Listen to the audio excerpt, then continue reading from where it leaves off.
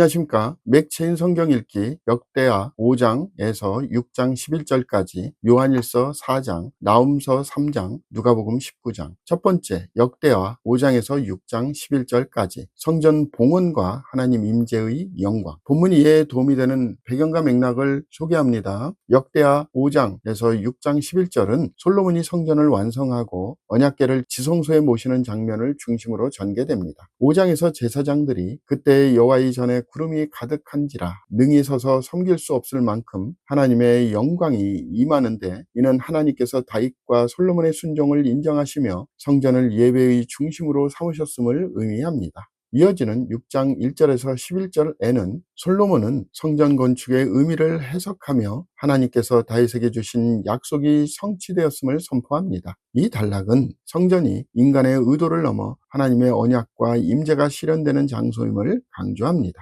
본문의 중요 구절을 소개합니다. 역대하 5장 13절 14절. 나팔 부는 자와 노래하는 자들이 일제히 소리를 내어 여호와를 찬송하며 감사하는데, 나팔 불고 재금치고 모든 악기를 울리며 소리를 높여 여호와를 찬송하여 이르되, 선하시도다 그의 자비하심이 영원히 있도다 하매, 그때의 여호와의 전에 구름이 가득한지라 제사장들이 그 구름으로 말미암아 능히 서서 섬기지 못하였으니, 이는 여호와의 영광이 하나님의 전에 가득함이었더라. 본문을 적용하는 데 도움이 되는 가이드라인입니다. 오늘날 우리는 예배가 단순한 형식이 아니라 하나님께서 임하시는 거룩한 자리임을 마음 깊이 기억해야 합니다. 그러므로 예배를 준비할 때 성전의 기물이 정결하게 구별되었듯이 우리의 마음도 깨끗하고 진실하게 준비되어야 합니다. 하나님께 영광이 온전히 돌려질 때 드러나야 할 것은 사람이 아니라 겸손임을 잊지 말아야 합니다. 이렇게 하나님의 말씀과 약속 위에 서 있는 공동체가 될 때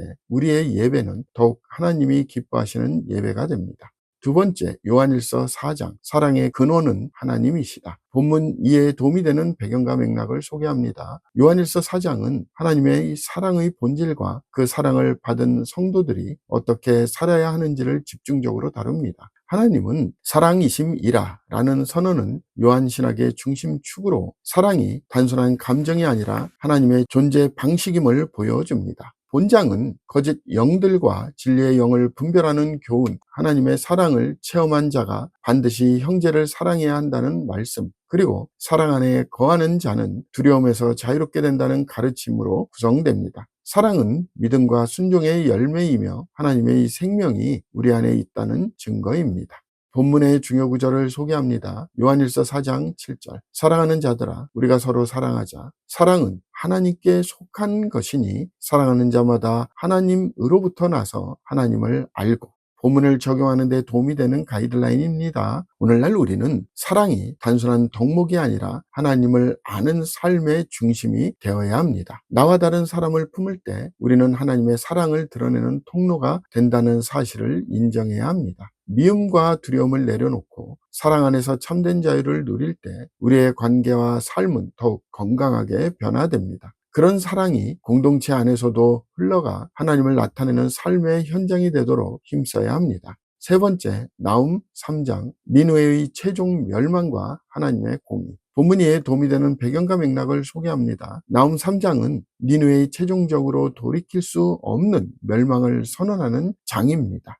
니느웨는 요나 시대에는 회개했지만 다시 잔혹함과 배신으로 돌아갔고, 하나님은 그들의 교만을 그냥 두지 않으십니다. 화 있을진저 피의 성이여 라는 말은 폭력과 속임수로 가득 찬 도시의 실상을 드러냅니다. 나훔은 니느웨의 멸망을 니느웨가 황폐하였도다 누가 그것을 위하여 애곡하며 내가 어디서 너를 위로할 자를 구하리요 라고 묘사하며, 이는 하나님의 공의가 더 이상 유예되지 않음을 상징합니다. 본장은 악의 힘이 아무리 강해 보여도 하나님의 심판 앞에서 서지 못한다는 확고한 메시지를 제시합니다. 본문의 중요 구절을 소개합니다. 나훔 3장 1절, 화 있을진저 피의 성이여 그 안에는 거짓이 가득하고 포악이 가득하며 탈취가 떠나지 아니하는도다. 본문을 적용하는 데 도움이 되는 가이드라인입니다. 오늘날 우리는 악과 불의가 아무리 강해 보일지라도 하나님의 공의는 반드시 이루어진다는 사실을 신뢰해야 합니다. 세상적인 성공은 하나님의 심판 앞에서 아무 의미가 없다는 것을 기억하며 불의의 길을 멀리하고 말씀에 따라 정직하게 살아가야 합니다. 그리고 악이 결국 무너지는 모습을 볼 때 하나님께서 지금도 여전히 세상을 다스리시고 계시다는 진리를 더욱 확신하게 됩니다.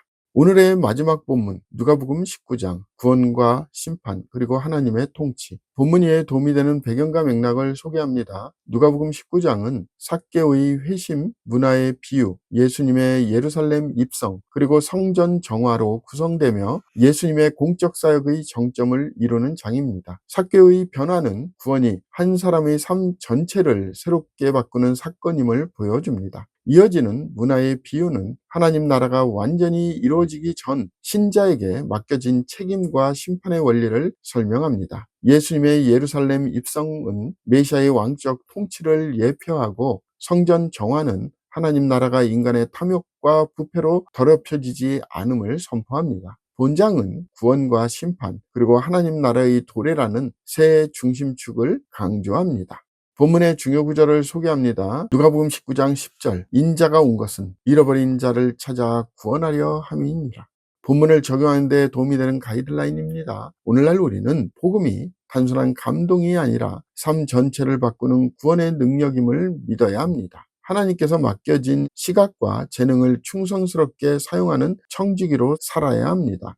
오늘날 우리는 예수님의 통치가 우리의 삶에서 실제로 드러나도록 순종해야 합니다. 심판을 두려움이 아니라 더 충성스럽게 살도록 이끄는 경고로 받아들여야 합니다.